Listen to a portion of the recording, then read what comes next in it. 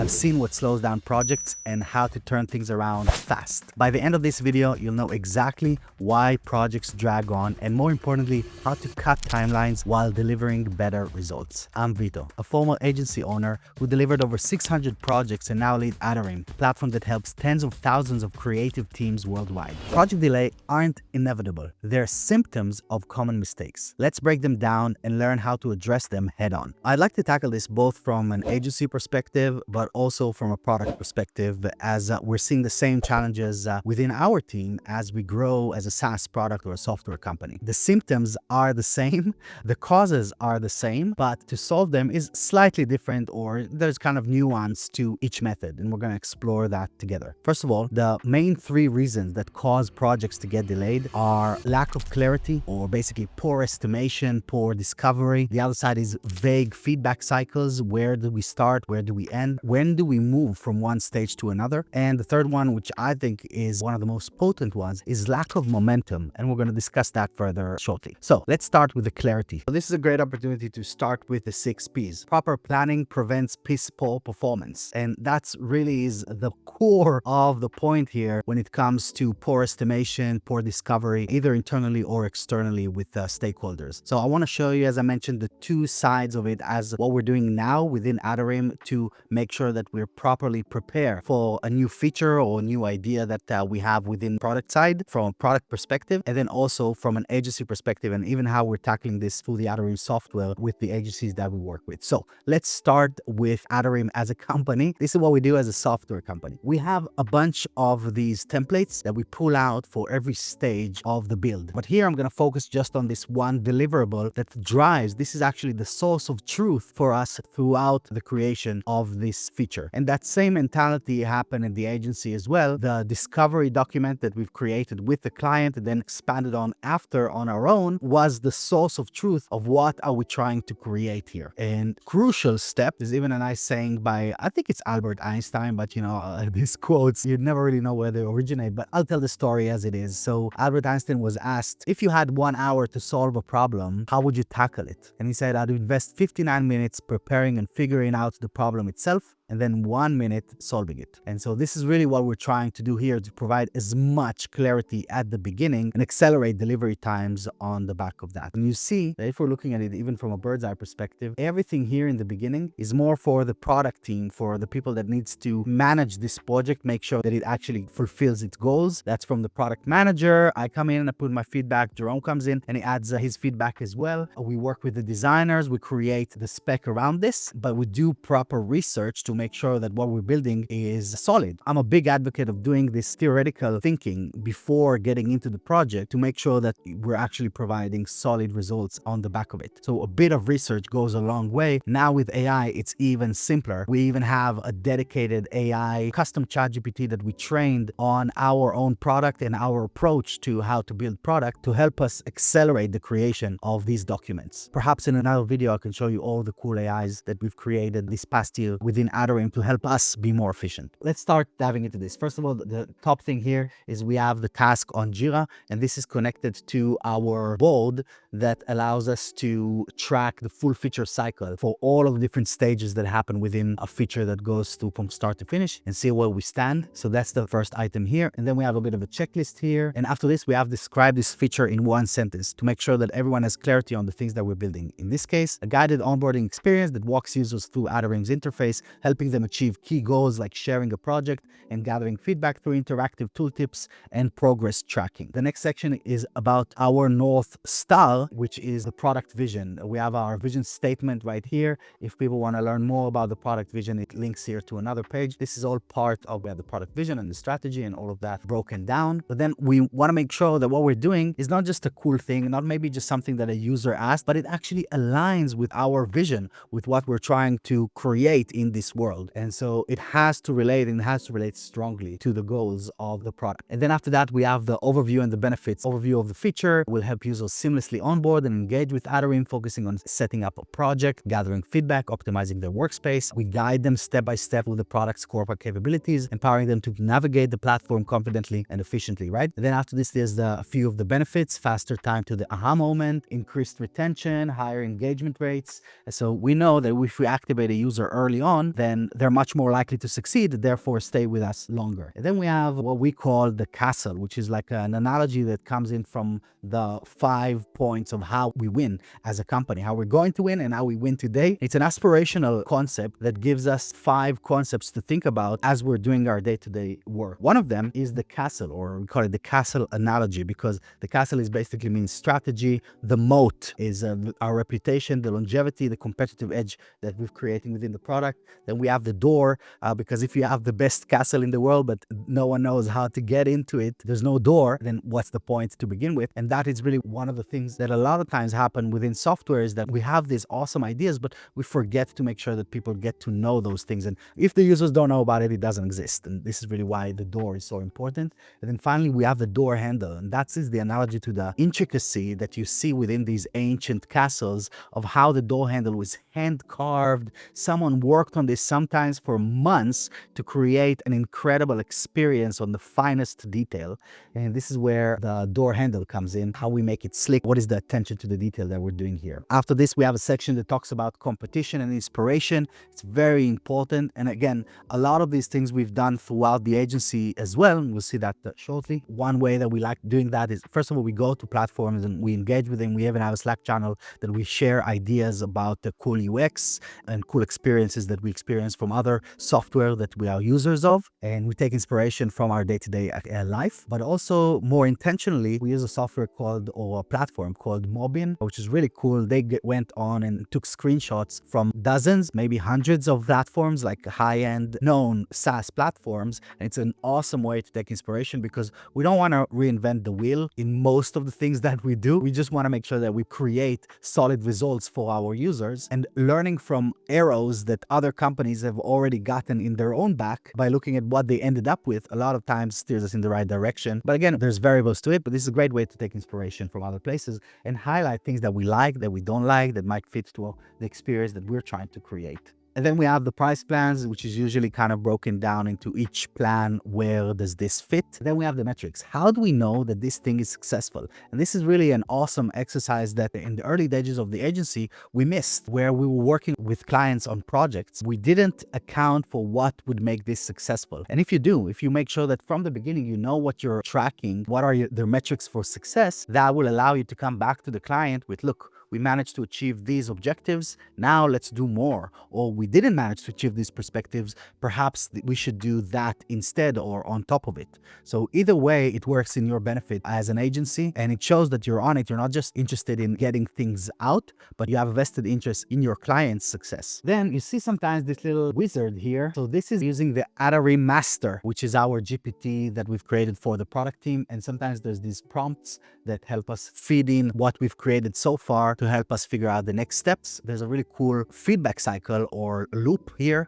that we've created with AI to help accelerate work without needing to all the time go back to users. But it is based on their feedback and their requirements and their needs. There's basically 3 companies that we optimize for. The first one is for us, and this means how can we use that as a company? How can that help our team be better at their job? So you see, we'll benefit from faster onboarding and reduced internal training time, because we still need to train people on using Atarim, even for the marketing team, the QA team, all those different folks that end up using the solution in their day-to-day work. They need to be trained on the software. So if the software can do it on their own, it's going to help us, but of course, it's also going to help you, the users. And then we look at a company called the Seahawk Media. They've been good partners of ours for quite a long time. So we literally build for them. We pose the question, how can this be helpful for this exact company, therefore being useful for many companies like them? And then the last one is Mercedes-Benz, which is the aspirational, the where we want to get to, hopefully in the next year or so. If someone from Mercedes-Benz see this, know that someone has been building a product for you for the past few years to make sure that you are efficient in your day-to-day work. So maybe that would be the start of making this beyond the aspirational. Nice. This is part of our bigger strategy to get into those teams as well. Then we have the user stories. So in Atarim, we have 8 personas that we serve, from a design lead to Emily, who's a product manager. We have Steph, she's a UX UI designer. We have Ryan, marketing manager. And my favorite, Eleanor, who is the client, the stakeholder, and for each of them, there's a proper persona mapped out. And this is, again, one of the things that we've done at the agency with our clients.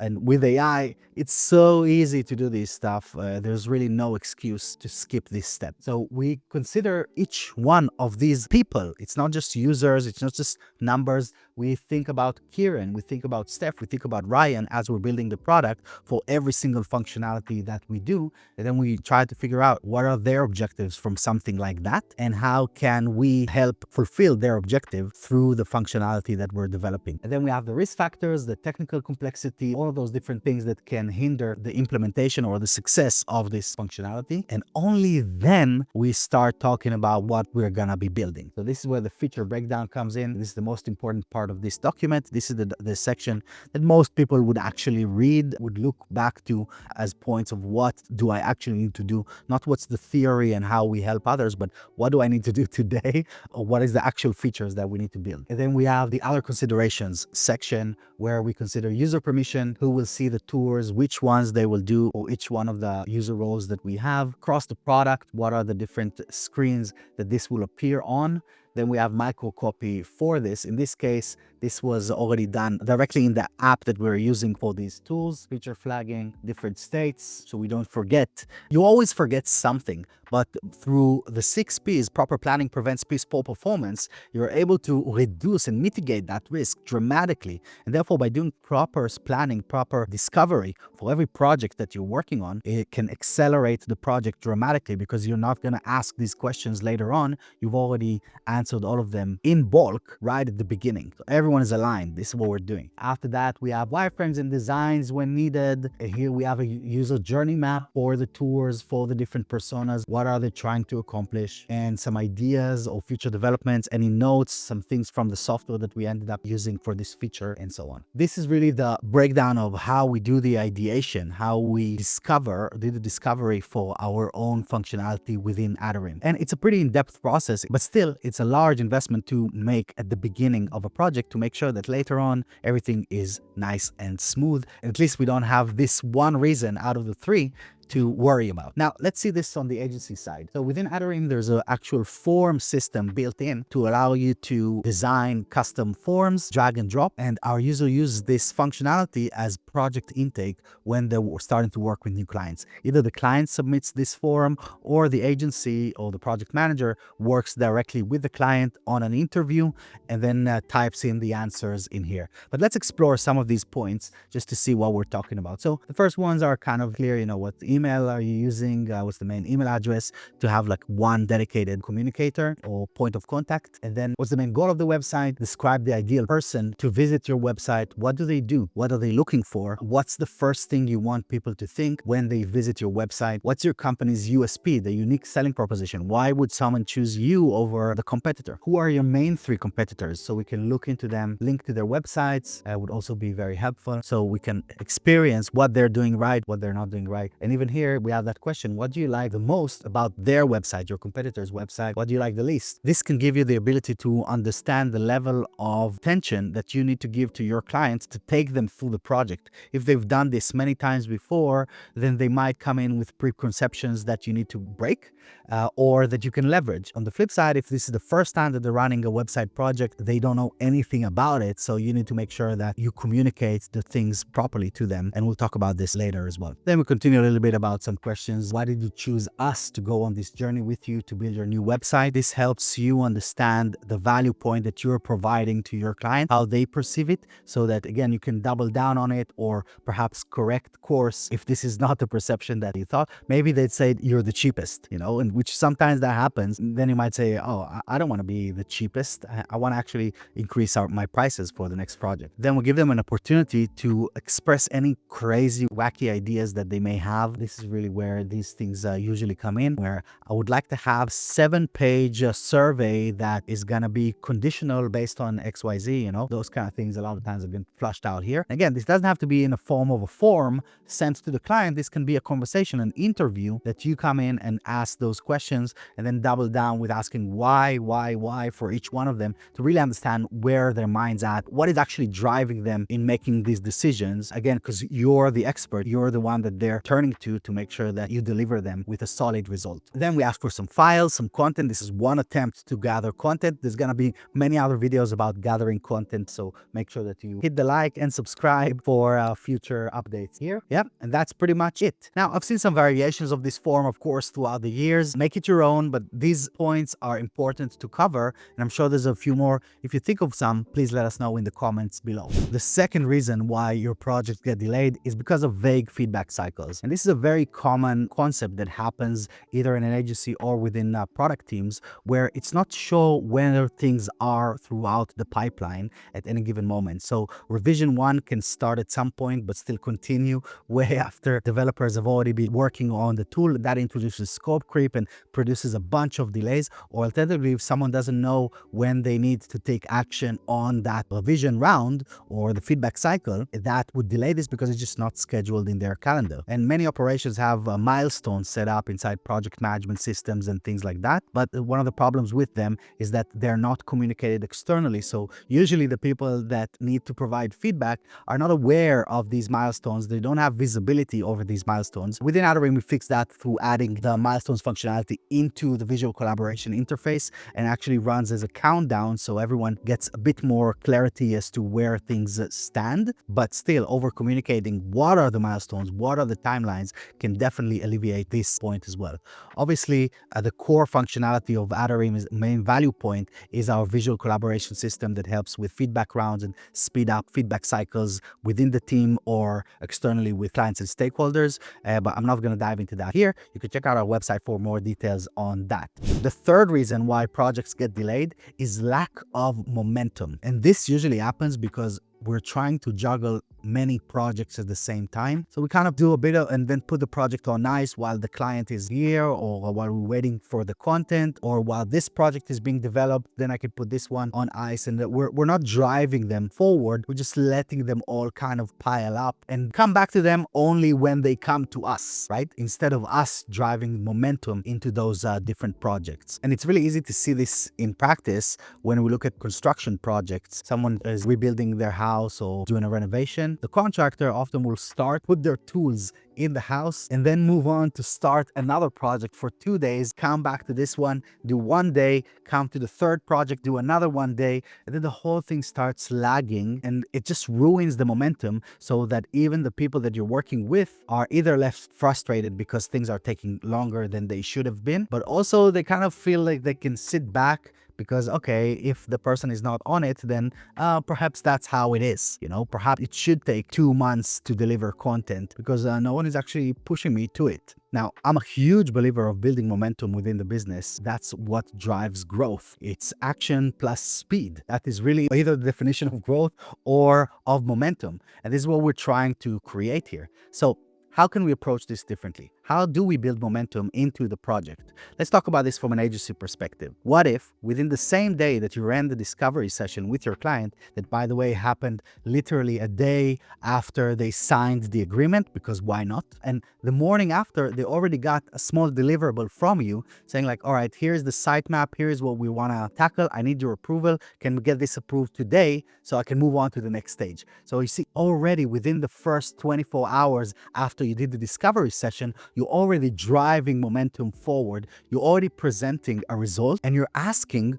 for work. And this really connects to the concept of making deposits. And I'll kind of dive into this for a second. Basically, relationships is like a bank. If you want to make withdrawals, you got to first make deposits, or else you're going to be in the red. And so that's a great way of looking at the relationship that we have with our clients. If we actually want to make withdrawals from them in the form of money, goodwill for some delays that may happen, additional budgets, additional scope, all of those different things, we have to make deposits ourselves to make sure we build up that credit. And a lot of times we don't think about this, but the way a project starts in the vast majority of cases is by a withdrawal. The client actually paid us a lump sum in the form of the deposit on the project. They're already in the minus, right? And now it's on us to make sure that we're making deposits to catch up with that initial withdrawal that was made even before we started the project. So we get that withdrawal based on our reputation, based on our credibility and our ability to execute and deliver a result. And the quicker we're going to start showing them that we can do that, the better it's going to be for us and for them throughout the project. They're going to be on it. It's like, holy shit, this guy is actually on this thing. Let's drive this forward. So now that we understand the three main reasons, let's try and see how we can identify them early. We already talked about poor estimation and discovery and how we can improve that. What about vague feedback cycles or the lack of momentum? How can we actually identify them early on? So the first thing you want to do is you want to map out your process. You want to make sure that you know exactly what you're doing and what your team is doing and what your stakeholders need to be doing at any given moment throughout the project. It's not just about estimating the work hours. That's how projects become unprofitable and that's how things lag. There's no such thing as a lab condition where you have solid 8 hours of work actually delivering every single day. There's a bunch of stuff that come along with it, and we can't just ignore it and estimate just purely based on work hours. We need to make sure that we have a proper process mapped out and we understand the steps and the time that it's going to take to reach between those different stages. So let's see how we're doing this both as a product company and as an agency. This time we're going to start from the agency side and we're going to see how we're taking a client right from the beginning all the way to a live website project. In this case, we're going to talk about a small business WordPress website just as an example, but the principles here would definitely apply to most projects that are out there. First of all, we need to get that discovery, right? We need that intake form or the online meeting to capture information, understand what are the requirements of this project before we start doing anything. Then right after that, we start initial setup of the homepage up to 48 hours. This is for, again, streamlined projects where we leverage a lot of times either AI or templates to kind of accelerate the builds. When it's a more high-end project, then here the first step to create that momentum and to create that deliverable is usually just the sitemap to push this out as quickly as possible. Here we go into the initial setup and the homepage, WordPress setup, sitemap setup, templates deployment, leveraging AI to create the content wherever we can, and then of course get the client to approve those things. Then we have an internal QA process to make sure that we're delivering solid results to clients. And then after this, it goes to the client revision 1. After that, we already plan for the worst case scenario, which is what happens if they don't answer, right? So you can see here we have follow-up 1, 2, and 3 if needed every 2 days, short time span. We're not looking to be too nice. We are nice, but we're not looking to be nice. We're looking to actually help the client get to the result, which is a live website on the web that can be an asset for their business. So we're pushing that forward. And if we don't get a response after that, then we continue to the next step straight away. We do the homepage fixes if there are any from the feedback. Of course, here we send them an Atarim link to just add these comments directly on there. And by the way, this is all mapped out in terms of emails. There's canned responses for every step in here, which you will see shortly. And then building the rest of the pages, we have 48 hours to do that, deploying the templates, creating the content, internal QA, and revision 2. Back to the client, same thing here. Now we're not going to do 3 cycles of follow-ups. We're only going to do 2. This is another attempt to shorten those timelines for the entire project, because the quicker we can get these types of projects from start to finish, the quicker we get the final payment on this project, the quicker we can move on to the next one, and the quicker we're going to get a referral from this client for the next project after that. Then, if we have some feedback, then we're going to fix that within 24 hours. If it's included with this build, then we'll do a third revision round where it's like a full-on check, like final points throughout. Again, we have the follow-ups in here. And if finally there's an internal review, because we want to make sure that the product is solid, final fixes, and then launch announcement to the client, and then starting to get them onto the care plan, which is basically the monthly retainer. And of course, asking for testimonial to make sure that we keep that wheel going, the referral flywheel, as we call it. We'll probably talk about this in another video. So here we can also see that it's broken down into a timeline, not just the steps. And then we're also considering both scenarios. the best case where the client is on board, and then the worst case where the client is a bit of a demon here, as you can see. We have categories for different items, and then on the back of this, for every client communication, there is a correlating message that is uploaded into Atarim inside the email inbox as a canned response, so that when we get to that stage, we already have the right thing to send, that we will not forget anything, that the project managers will not forget anything, and they can ship this out straight away based on the canned response that we just pulled in, modified slightly to fit the situation. So you see we have day 0, we have the intake form, the email sent on the same day, and we're already starting on the same day. Day 1, day 2, finishing all the setup. Day 2, it starts the internal QA, and then it goes to the client for review. Within the 3rd day, they're already being invited to leave feedback on design on the new homepage. Pretty exciting. Waiting for the client action, and then we have revision follow-up 1 and waiting for client action. And again, all of this correlates to canned responses, and it's exactly the same process that you saw before, only that with a client that is on it, this would take 14 days. If we are able to build momentum, get the client on our side and drive this thing forward, we can get this done in 14 days. And if the client lags, then this would easily get into the 28 days, maybe even slightly longer. And this is really why we're mapping it like this, to make sure that we don't end up on this side. And we actually explain this to the client right at the beginning through the discovery, to make sure that they are aware of where these things go to. This is important to note, that this process is not hidden. This is shared with the client at the beginning of the project. In this day, we're expected to do this, and you're expected to do that. On this, we're expected to do this, and you're expected to do that. We get them to agree on that even before, during the discovery process. That's why it's better to do this actually as an interview or a call, rather than as a form. You should fill out the form so you have all the information centralized, but having that 1 hour, 90 minute, maybe 2 hours with the client at the beginning of the project can build a lot of rapport, and also allow you the time to share with them all of these technicalities that are important to actually making the project successful. Let's see what we do within Atarim as a software company. So this is our full feature cycle, and you can see that it starts with a bunch of ideas. We have a bunch of ideas coming from our users. A lot of the things that we build are coming directly from user feedback, but we also have our own vision and our own ideas of where technology and our space is moving to, and we build on the back of that. Plus, we use our own product daily. We get high on our own supply, as we call this internally. Before we dive into the details, I'd like to point out these blocks right here. You can see that we have the clarity stage, we have the development stage, we have the quality control stage, we have the pre-launch stage, and then we have done. So if we're going to the top, look at the clarity stage, how long this is compared to the other steps that are in here. Obviously, some features may take months to develop, and that's fine. So they're going to be in this area for a long time. But how many stages and things to pass through even before we actually start writing a line of code on this thing? And it starts with that ideation document that I shared at the beginning of the video. That goes to UX review, and then it goes to a PM review. If there's any changes, that feeds back into the ideation document. If everything is approved, then it goes into a tech spike to understand by the development team. You see we have this lead dev here, by the development team, how long they think this is going to take. Give us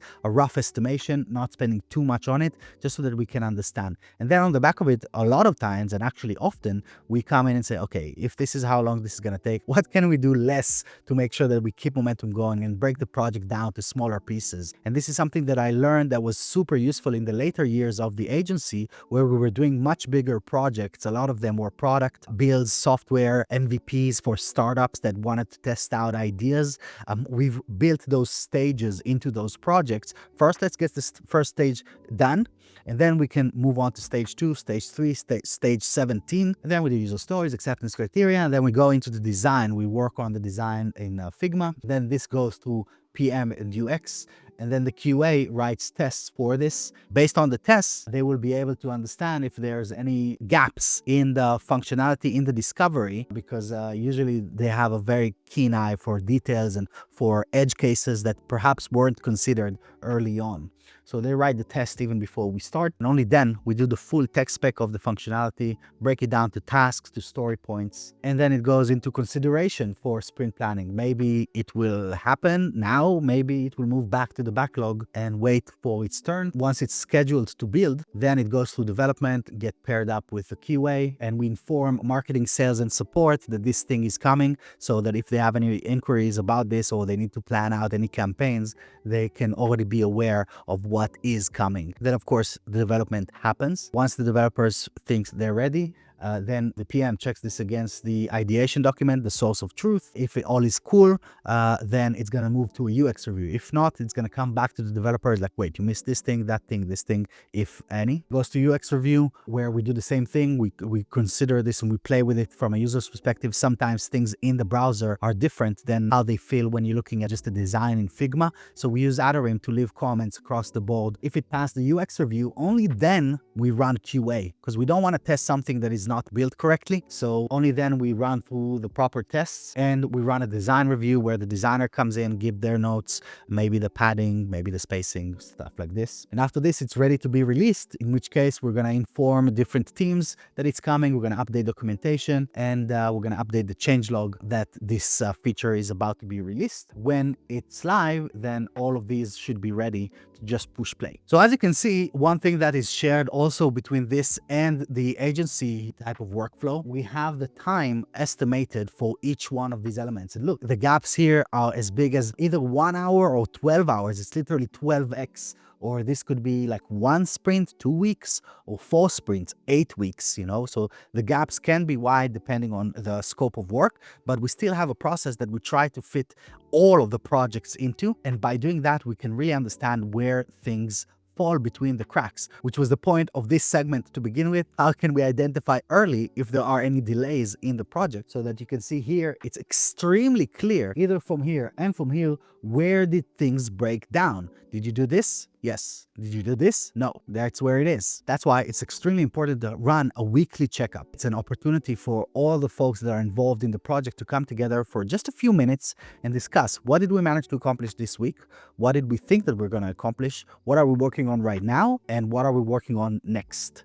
And so by doing this, you can really make sure that things are moving through the pipeline. In the agency, we literally had a whiteboard with all of the stages mapped out. It's a checklist. We got this one done. We got this one done. I brought this concept from back in the day when I used to be a musician. That's how we'd record an album. We'd go into the studio, we'd map out all the songs, all the different components that the song needs to have. We need to have drums. Yes.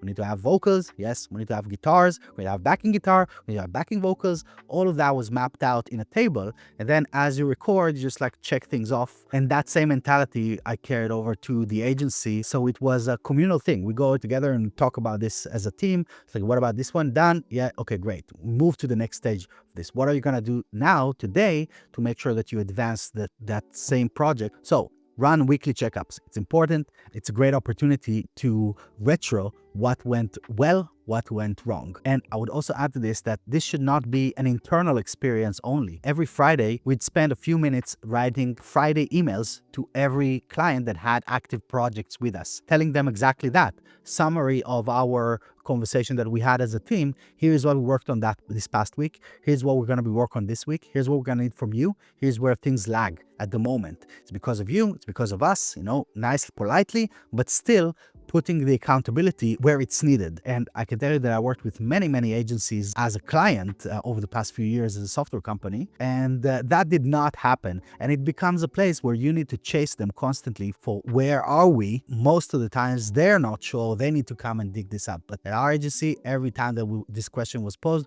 we know exactly where the project is, what is causing its delay, and how long it's going to be until we deliver the result. And finally, we want to address delays head on. We can't be fair about these situations. Every day is just wasted time and money. No one wants that. Not you, not the client, not your managers, not your team members. Everyone do want to succeed in the work that they do, generally speaking. And so you want to make sure that you enable that by actually not accepting these delays and correcting course. I'm not saying that they're not going to happen, but you have to correct course when they do so that they will never happen again. The same problems that we're experiencing today are brand new problems because we already fixed all of the problems that we had last year and the year before that and the year before that. So they don't come bite us back in the ass because we keep revising and improving our processes. And I'm sure that now showing you these processes in a couple of years from now, I'm going to look back at this like, this noob trying to run a product company with this process. I can see so many gaps in it straight away, and that will probably be the case. But because we have a system, we are able to identify where it is, and we keep revising on it on a regular basis. I also want to show you a really cool way how you can take these delays and turn them into opportunities for additional revenue and additional work that you're going to have with your clients. Specifically within internal teams, this is a really cool tactic, not to avoid or remove scope creep from the equation. It's actually to lean into that as a source of additional revenue and additional work and additional value that you can provide to your clients. And I'm probably going to make a video about scope creep specifically, because I don't think that it's such a bad concept. I actually think it's a positive thing that you were able to create so much excitement by your client or by stakeholders that they get inspired and give you additional ideas of things that you can be working on together. The idea here is that you don't say no, you just say not now, so that you can manage the project that you're working on right now and get that into fruition, deliver the result that we set out to deliver at the beginning of the project, but still make a backlog of all of these requests. And even within Atarim, there's just a way to add a tag backlog. You can just like build those lists from every single project, so that after you finish delivering the project that you agreed on, then you can go back to your backlog list and say, okay, cool. Now let's tackle the product page. You wanted a bunch of different things on there. I think some of them are great. Some of them we need to discuss. Let's have a call about this and let's create phase 2 of the project. Or perhaps when you have a down month with this feast and famine concept of the agency space, that's a great way to go back to your backlog list inside Atarim or whatever PM system you're using to dig in and see, okay, these are all the opportunities that I can just give a call or send a message to this client or that client and say, hey, what about that form that you wanted to build? Or what about that membership thing that you wanted to do? What about this survey that you wanted to run? What about this landing page? What about this whatever? Yeah. So having this is a huge asset, especially as you're trying to scale, because you're going to need that cash flow coming in. With these strategies, you'll not only avoid project delays, but also create smoother, more efficient workflows. Let's recap. We've covered why projects drag on: poor estimation, vague feedback, the lack of momentum, and how to fix them. Map your process, run weekly checkups, and tackle delays head on. And don't forget, delays can be opportunities when handled right. What's the most frustrating delay you've ever dealt with? Let's talk about it in the comments. Share your story and I'd love to hear how you handled it. If you found this video useful, check out our next one on the 3 biggest mistakes agencies make when working with clients. Don't forget to like, subscribe, and hit the bell so you don't miss future tips.